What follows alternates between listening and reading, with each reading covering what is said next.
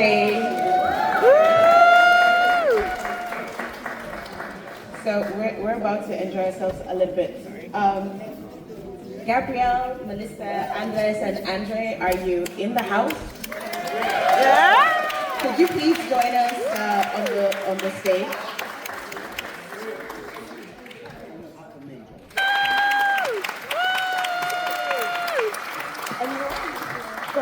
Gabrielle?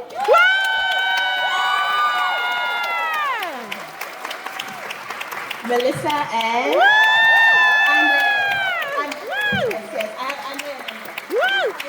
okay, this is I thought yeah for a moment. Oh wow, I heard a lady on this side say I was in the film. Excuse me, ma'am, was that you? Was that you who said you were in the film? Yeah, you were dancing, right? She's here.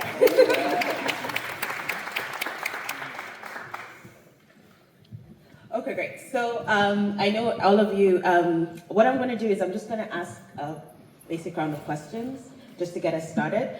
However, I want everybody, if it's possible for you to kind of raise your hands for anyone who has questions so that we can line them up pretty quick because we only have about 25 minutes together.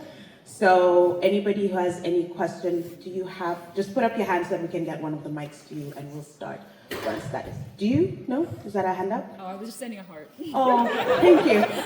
Put up bold hands, yes. So we have one there. Who else? Okay, so we'll have you, and then you over there, right? Those will be once we finish here. Thank you so much. So thank you for the films that you made for us.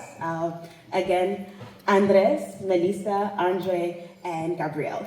A round of applause. So, Intradependence shorts program is, my name is Nyambura. I'm one of the programmers for the Short Talk Committee. I live in Montreal. I hail from Kenya. And I must say, Intradependence was really a Philly special. So thank you very much, y'all. And thank you, Andre. Is this your first time in Philly? Welcome, Philly. Welcome. And one thing that was really beautiful when we're kind of thinking through the program was why this one? How did we put this together? So I just had to quote Nihad Kader, our festival director. Woo! Yay! Because it really brings everything together. The Interdependence Shorts program is about folks bringing their best into a collective in order to build something together. And boy, have we watched a lot being made together and how powerful community is, whether through music, whether through food, whether through our community spaces, different cultures coming together, and just the filmmakers who made the decision to take the journey and make these films because it's a long journey. So thank you very much. So I'm just gonna start with Andres and Melissa. With Fili Rumba, it being such iconic film for the place and musicians who are here. A round of applause.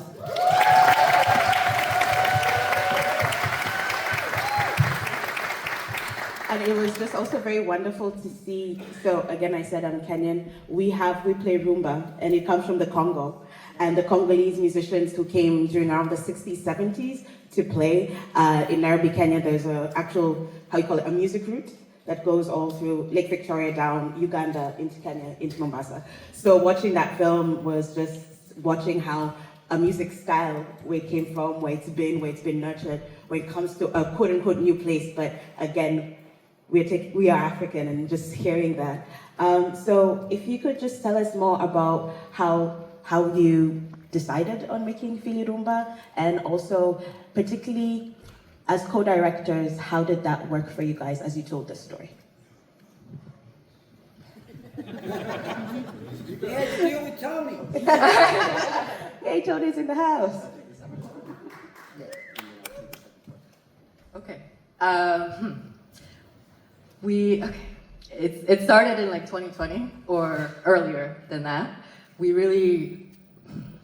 can talk about our own personal connections, but we wanted to just document the culture of rumba in Philly and the history and the musicians who were stewarding this culture in Philly. So it first started as it was a virtual workshop actually. It was supposed to be in person, but it was the pandemic in 2020. And that was the first time, so Andres and I started like writing this voiceover for that workshop. And then from there, we were like, okay, we want to interview more oral history style interviews with the Rumba community. We were each part of it in different ways. And so, what year was that? 2021. So we thought that was the film. But it just kept evolving. The more we were learning about the archival materials that everyone had, the deeper stories, we ended up getting more funding. Thank you, funders. So we were then able to start bringing on more of a crew. So we had DPs film the interviews you saw, and then we were like, okay, this is the film then. This is gonna be it. But still, there was more of a story there. We felt like there was a lot more, and I felt like I needed help with a bigger crew. So we brought on Lila. Where are you, Lila? The producer, amazing producer. That was about a year and a half ago. And that was a big turning point. So the film changed again, and it became something that I don't think we even envisioned. But as Baba Yinka says, it was just destiny. It just is the film that it was meant to be. It took a long time, but yes. Time well spent. Thank Time you. well spent. And I'll just say the past year and a half, it was a lot of collecting archival materials, which was unexpected, but beautiful. Well, we definitely have to give thanks to not only the musicians that were so generous with their stories, but also our amazing crew that did come later on as this started, kept evolving. Our editor, Gabrielle Kavanaugh, was incredible at weaving together this story. Give it up to Gabby. And like we mentioned, Lila, our producer, just kept us in line. I'm personally new in this. He's a musician. Sorry? You're a musician. Yes, I'm a musician, and I just want to get down with these guys. And since I've been in Philly, these gentlemen and Mama Dadi included, they have been my family here. I've been here 18 years, and literally from the first year I got here, these are the guys I hung out with most of my time in Philadelphia. And all men my age, I'm hanging out with my father 20 times over and over in different facets. And the fact that they have a unique, I've been a rumba player for many years prior to coming to the US. I was in Puerto Rico and studied in Cuba. But when I found out that these gentlemen had created their own songs in English, and it was a beautiful thing that Melissa just took on this curiosity and wanted to weave this story together, because it was an opportunity to give these men credit for something that no one had done. If you listen to any rumba record, you will, from Cuba, they're all in Spanish. Now, recently, maybe some Japanese, which is incredible. Wow. But maybe that's one or two songs. Tony has in his possession, thanks to his late brother-in-law, who we had to honor, Mr. Eddie Morton. He wrote and co-wrote, along with Andre Hawks and Tony Cosby from the Little Afrika crew, maybe 50 songs.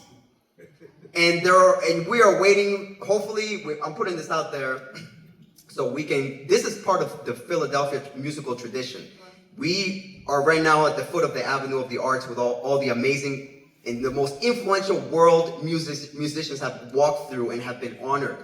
From Billie Holiday living down the street, to Dizzy Gillespie pacing up and down, John Coltrane in Strawberry Mansion composing the most incredible jazz works ever. We have, this is the birthplace of neo soul. And rumba took on English. And it was written by a native Philadelphian. And I'm waiting for the day, with your support, where these men can record and have these songs really out in the world, and so we can continue to preserve this legacy. Give it up to the memory of Mr. Eddie, and Little Afrika, Andre and Tony, Baba Yinka, for keeping this tradition alive. This has been the beauty of the project is to really preserve and maintain rumba in Philadelphia alive as it has been for the past 50 years. Wow. And that is really how we build community, because I think we've moved into, a different generation in terms of technology, social media, and everything else. We're not with each other. And I will get to that question with you, Gabrielle, a little bit later. But that understanding of community and ownership and how we need to come together, yes, maybe in mass, but physically, to build this and also work together and talk to each other to discover things. And that brings me to you, Mr. Andrew Anderson.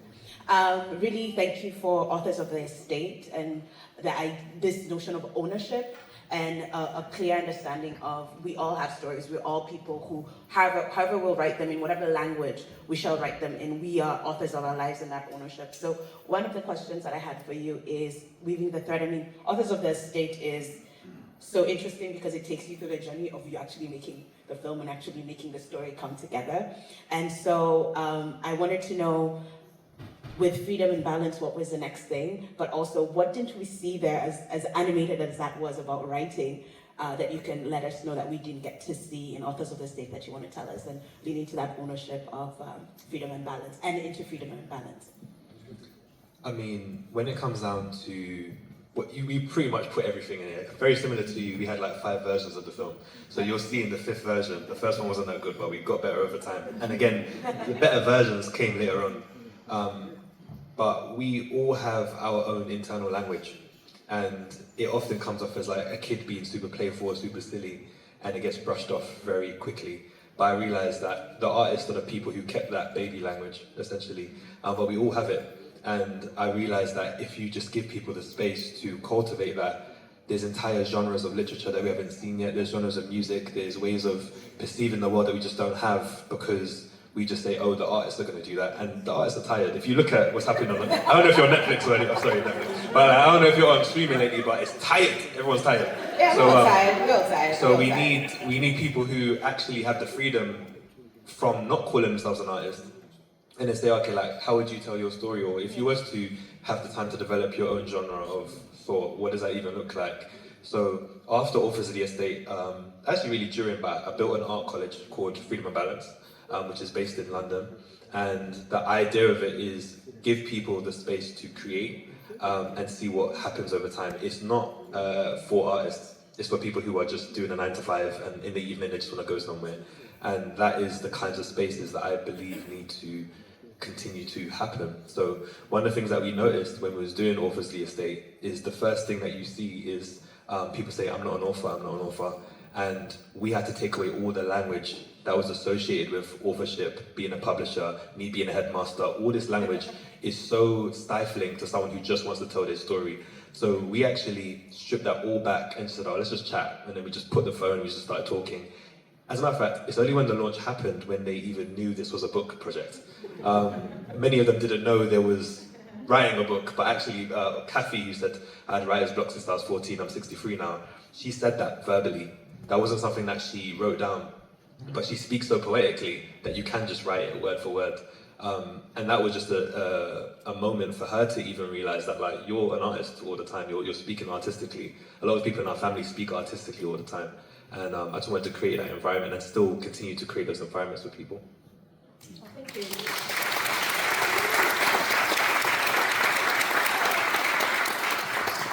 Thank you for that. And I'm just going to take your word, cultivate, with Gabrielle and Seeds We Carry. What a beautiful film.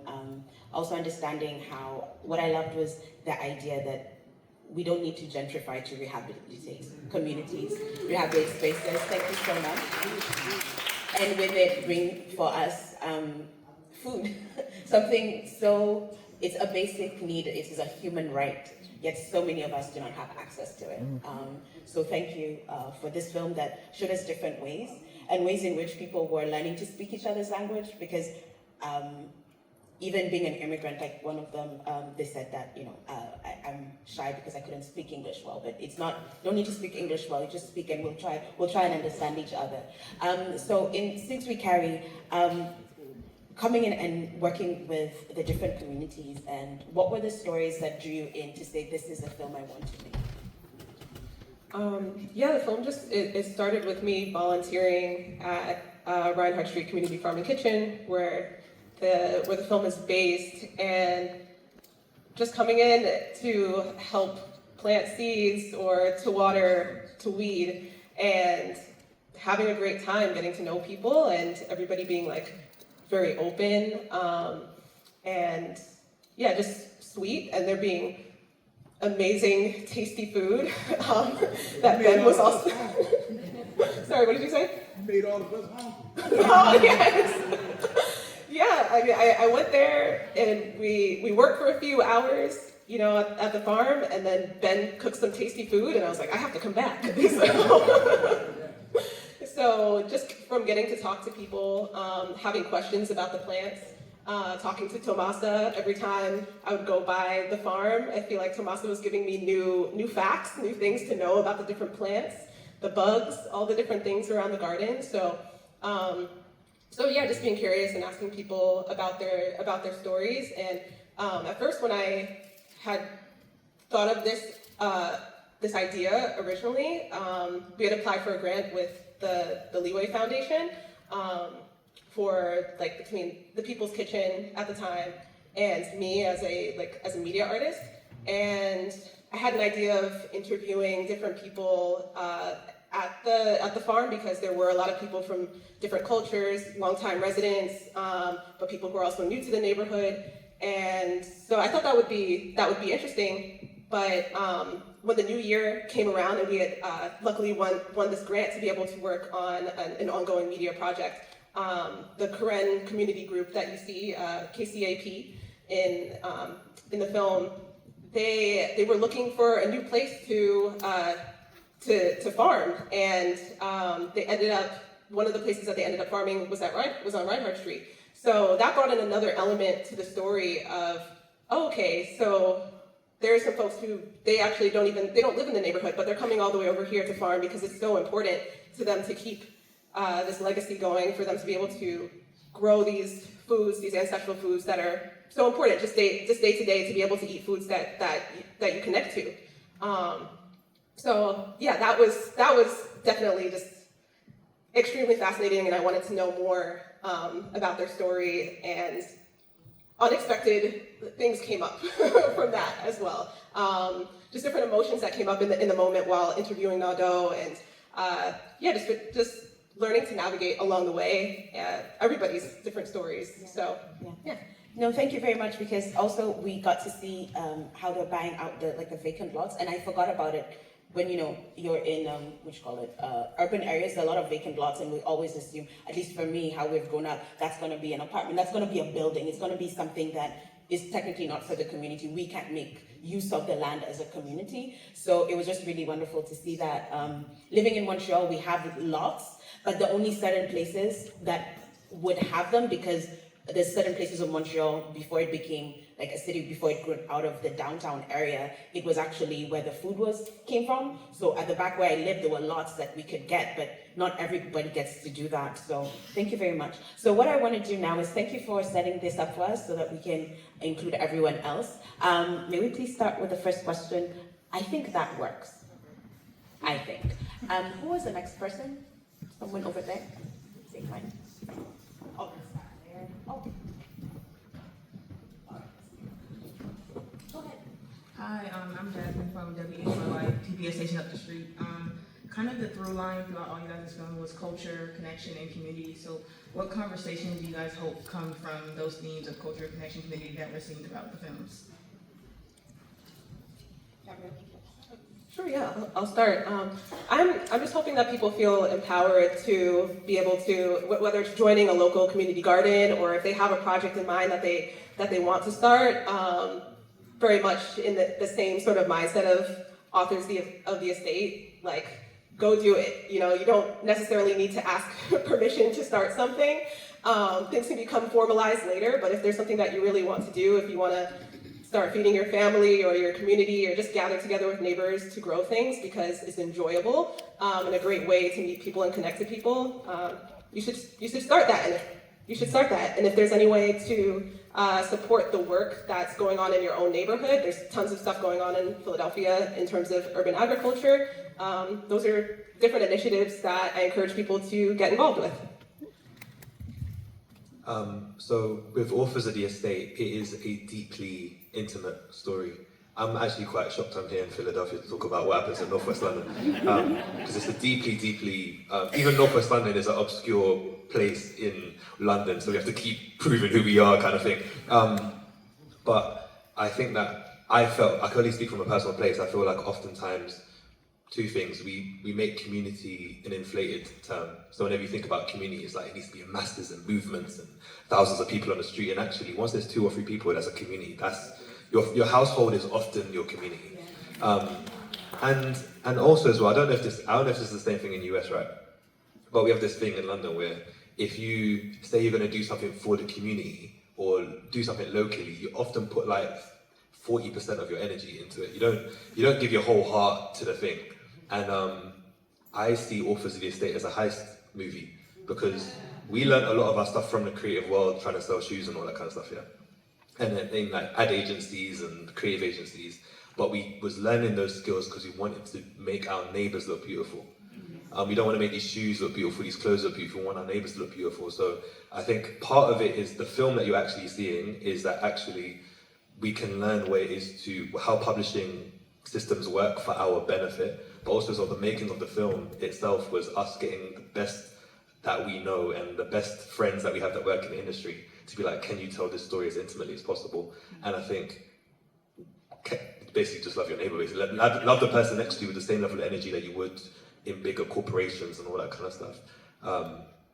And don't wait for the funding grant, don't wait for someone to like give you the handout or someone to give you the okay. You can just start. The film that we did, it took us 5 years to do because we was doing everything out of our own pocket. And then by the time we did apply for funding, because we did, by the time we did, we had a film already. Like we've already interviewed everybody, done everything.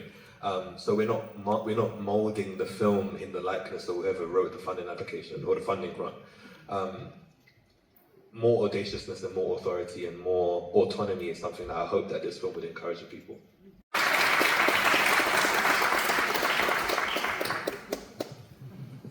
Well, as a musician, I gotta say that it's tough out here, in the sense that we're not that it's tough, but music as an art form has taken a hit, and we've become very generic, and we think of experiencing music going to a place like the Kimmel Center or buying a ticket to see something. When my favorite musicians and the way I consider myself a musician was coming through folklore first. I come from a culture where the drum was allowed 1 day a year from colonial times, and that allowed the cultivation of many folkloric styles. The US had a different journey, and I think, and Andre mentioned it in the film. The genius of our African ancestors in the United States was to make, use body percussion in the South to take in the pieces of military marching drums and creating one thing. And it's the genius of the legacy of our ancestors. And I feel that rumba, in the places where rumba fits, it's right there. And we don't have to think of let's go out and buy a ticket to something. No, these places do exist, and much like these gardens in the city do exist. And if it takes sharing these beautiful stories, writers, really taking out the beauty of someone that is a crazy introvert. Well, now you're able to read their soul through their words, or really taste their food. You can hear years of that tough week being manifested in one drum, a drawn out solo or a song, and that's something you experience through folklore. So these are folkloric arts. This is the root of our humanity. Mm-hmm. And I feel we just need to keep spreading the word and work the word of mouth that Philadelphia, also as we're learning in obscure places in London, we can you know what I mean? But we're out here, and really I think it's much easier than it is. Imperfect Gallery in Germantown hosts Rumba. Clark Park host Rumbas, you know, you could create a Rumba, you saw it. We started out in basements, to festivals, to street corners, and now galleries. But these places are out here. So the takeaway is just that all of these places are here. It's intentional support that keeps them going, keeps them thriving, keeps them funded, and that's where we all come in collectively. Thank you so much. Do you want to add anything? Yes. Okay. For me, a big takeaway is archives that our communities and Black and Brown communities, immigrant communities need to digitize our archives. I wish we could have digitized all the archives. Hopefully they'll all be digitized at some point, but like Tony had a whole suitcase. Brandy and Rocio had tapes from the 80s. So I just encourage everyone to digitize, from your parents, grandparents, families, find those tapes, those materials. They need to be digitized, seriously, because some of them, it's been a while, they don't preserve very well. So we really need to do that work, to digitize and then see what other stories come out of those archives, because it's beautiful.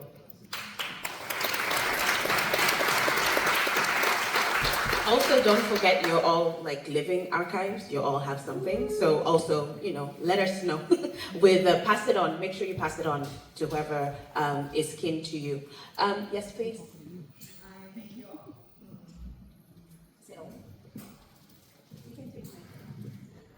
Hi, thank you all so much for your beautiful work. So this is a question that I'd like for everyone to answer. How have your projects lived inside you after the finish? We'll start with you guys. First thing I can think of is incomplete. I'm not satisfied with it. And not in a bad sense, it's just there's so much more to be told, basically. As Melissa was saying, the need to archive and it's 25 minutes of what could be literally and has been a lifetime of experience from each individual. So I would love to be able to honor everybody and all their stories completely. But I would say that I maybe more, I feel like, more needs to be told. This is why we're co-directors. So I feel that the film is done. And I feel joy.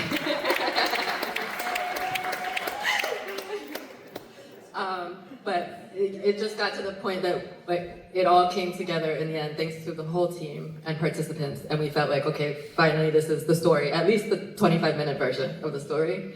And I'm just like, I haven't been sleeping too well. So the lines have been, going on in my head the past few weeks, but I feel like that's a good thing. Yeah, just like the stories. I just feel joyful that we were able to do this. So I actually didn't want the film to be done. So how we done the film is that I didn't want to tell the story that felt like it was a nostalgic moment. The reason why you don't see dates in the film is because I wanted it to feel present whenever you watch it. And even when it finishes as an invitation to play with us, essentially. How it stayed in me is I have to keep reminding myself, and this film reminds myself that I am an author, and not just an author in terms of I write books. The actual term author means someone who writes the laws of the land. There's someone who authorized. That's where we get the word authorize and authority from. That's what an author is. So as long as I'm alive, I actually want to see what I can offer. What can I offer in publishing? What can I offer in life, in my family? What can I offer in the city that I live in cities that I don't live in? What can my life force help offer? So this film is just always a constant reminder that as long as I'm alive, there's always something to help pen down. Mm.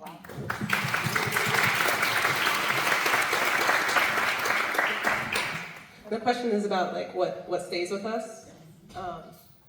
So I think just the connection to this particular place, to the farm, to the gardens, and the people, and basically the things that they're holding on to day to day. That's just something that sticks with me, or I think about a lot. Like the people who are in the film, and hopefully that this is something that they can take with them going forward, and is something that feels, something that's special and they're happy to hold on to. But I think going forward, there are so many stories that could be told, and this was one particular way that I decided to do it. But there are so many stories that are being created right now. The footage that you saw is from between like 1 and 2 years ago. So there's so much new stuff that's happening. I'm excited to see where this farm goes in the future, but also what KCAP is going to be doing in the future with their new garden space in West Philadelphia. And I just want to say, I moved recently from Philadelphia to the Atlanta area to be closer to family, and I just want to stay connected to this place for as long as possible. So that's so beautiful. I know we have one last question, but what I could do, because I'm going to do a thing, is who was the last person to ask a question? You were, right? And you all just have one sentence. Just answer it one sentence so that we get everybody, and then we leave by the time we're expected to leave. And when we answer that sentence, I'd like to also, if anyone who participated in the films, I know the musicians are there, some of them have left, but anybody who was in the films can stand up, and then we can recognize you and love you. So you ask the question, one sentence, and not a poetic one. And then the musicians and all of y'all who participated, and we close it. And she's come. Start. Okay. So my question is, I really like the idea that was kind of a commentary. We need one sentence. Okay. One second. How did you acquire financing for your documentaries? Wow. While also maintaining like narrative integrity. Okay, one sentence. Because Andres and Melissa, one sentence. From the both of you, one sentence. Find local funders who are aligned with your story. Woo, okay. Andre? Do as much of the film yourself, so when a funder approaches you, you got leverage. Okay. Gabrielle? I second both of the things that they said, and also learn skills that you can, so that you can do things yourself if you need to. Community. So everybody who was in the films, please stand up and let us love you and give you all the, please stand up.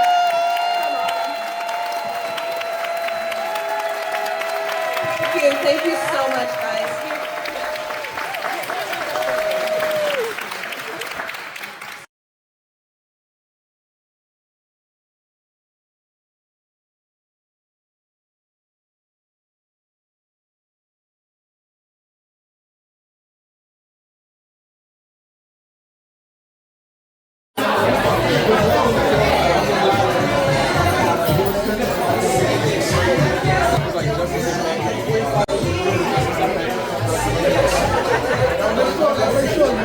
I appreciate it, dog. But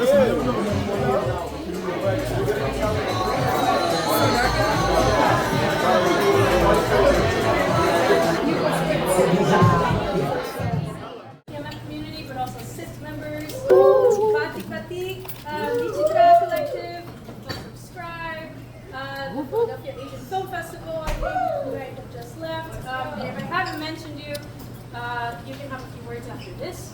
I'm going to pass it off to Nikki because I'm very glad to have been partnering with SIFTMedia Collective to make this happen. It's our first time doing something with BlackStar. And we're hoping to next year maybe have like PMF house during BlackStar. Where so if you want to help me make that happen, please help me because I struggle sometimes with that timing. But I'm going to pass it over to Nikki for a few words.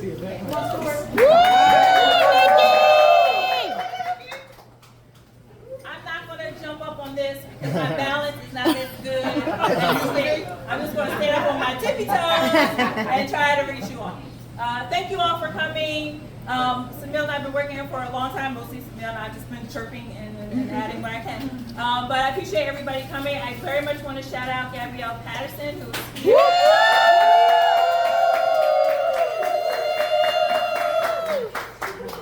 Their film is wonderful. Yes. I can't say it Yes. enough. I just want to live in that world that Gabrielle built for us. Yes. And I want to thank all my SIFTers for coming out. I appreciate all the support. And next year we'll have 3 films in BlackStar.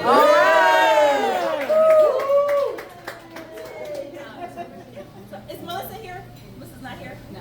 Okay, when Melissa gets here, make sure we turn around and give her a big hurrah too, because Philly Rumba was. Oh, yeah, that was so good. Okay, so we actually do want to connect on a filmmaker level, so Samil's going to take the microphone back.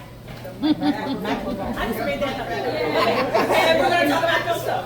I'm sorry, can I just Congratulations again to Gabrielle, because it is so hard to get into BlackStar.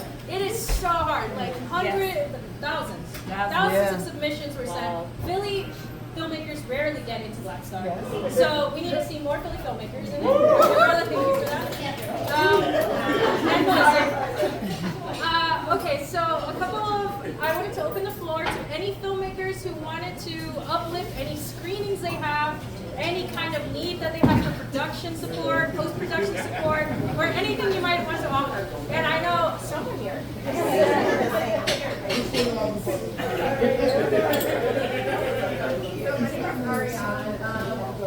2023. I PMF. I'm working on a documentary called NC. It's about me learning to swim. And it's also about other women learning to swim, their experience with the water. And we have a shoot on August 29th. It's a Saturday. I'm looking for a female camera operator. We have a VP, but I would love to have someone come in and be a second camera for us, hopefully from this group, or someone knows someone. I can leave I actually will send my contact in the listserv, so if anyone knows anyone, I would appreciate it. Yeah, thank you. It is a Yeah, so for those who didn't hear, they're looking for a female filmmaker, woman identifier filmmaker, August 28th. 29th. Okay. Second camera. Will get paid? Yes. Will get paid. Gotta ask. Does anyone else have anything they want to share with the group? All right. I'm being made to share the floor. Hello, everybody. My name is Ebony Zamani. I am PMF grantee for 2024. And I have my digital narrative series called A Song for Nia. We will be screening next to New York and the Hip Hop Film Festival on August 22nd. So,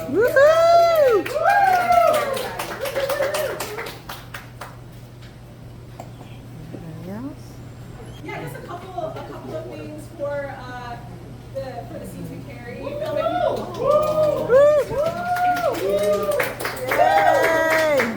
didn't get to, or no, if folks didn't get to see the film, let's say you want to see it, there's going to be another screening in Philly on August 30th with Scribe's street movies. So it's outdoors, it's at Pendrick Station. Favorite place for a lot of people, so come on through. There's going to be 2 other films screening that have to do with like gardening and food and creating things together as communities. And I guess as far as a need, I want to be able to screen the film in other places and, be able to do some more programming around it. So I need to raise some more money for that. So if anybody has, wants to chat about that, recommendations, anything like that, yeah, I'm in a new journey for myself working on this, so it's really exciting, but definitely got to link up with people who are more knowledgeable and have done this stuff before. Also, I'm a 2025 PMF grantee, and yeah, just excited to be here. Thank you all for coming out, who were able to see the film. And I do want to also pass it over to Tien, who was a,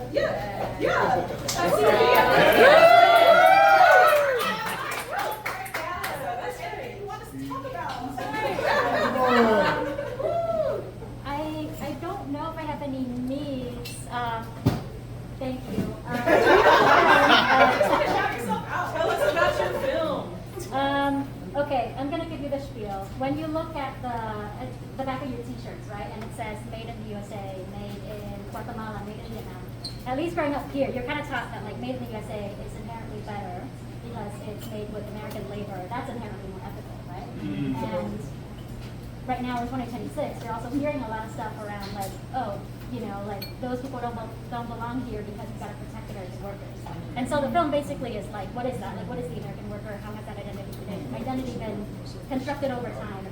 How did we get here? Kind of thing. So we're in post-production. I don't know if we have any like particular needs. I think similarly, right? We need to finish the film. So if you do have any thoughts on funding or anything like that, let us know.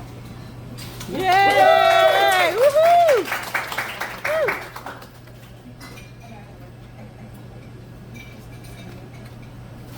My name's Mugo. I'm an animator. And I'm working on a short documentary about Philly woman's experience with cash bail. And I've never worked on a documentary before, so I need documentary guidance because I'm an animator, so like I imagine the world. I don't know what it's like to actually hold a camera, and I don't know, but I'm probably doing stuff wrong. And then also, if people have experience with like finding more money and stuff like that, I could definitely use help with that. So yeah, talk to me. I'm wearing a bandana.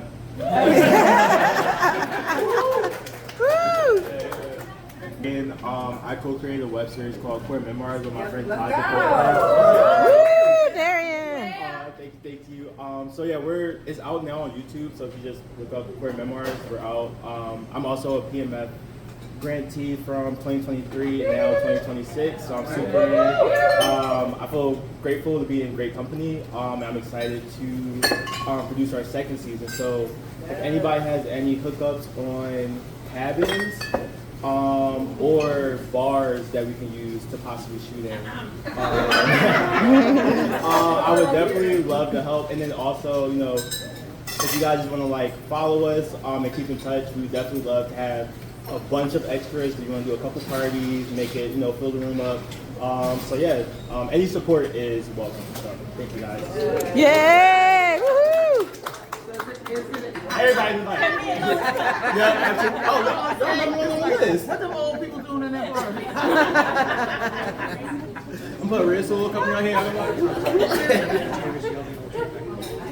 DP here in Philly. Can you hear me? My voice is kind of soft. We got you. I'm thinking of doing, because over the years people have asked me a ham processing workshop, either probably Super 8 and not 16. And I realized I can't bear the thought of having all those people in my house and having to clean. And so I'm looking for a space to maybe host that, and they need to have a sink. Like a big sink is really, really important for ham processing. You know, like, and not your kitchen because of the chemicals. So if anyone has any ideas for that. Oh, yeah, we have. Okay. That's an idea. Okay, yeah, that's it. Thank you. Woohoo! Yeah! 10th, Thursday, September 10th, PMF is doing our 5th annual local filmmaker screening. There may or may not be people here who are showing their work, and we're partnering with Cinespeak, and it's going to be at the Rotunda. So save the date. Good location. We'll send out the invite soon enough. Yeah, any other announcements? Otherwise, I'm done. I think that's it. Thank you. Yay!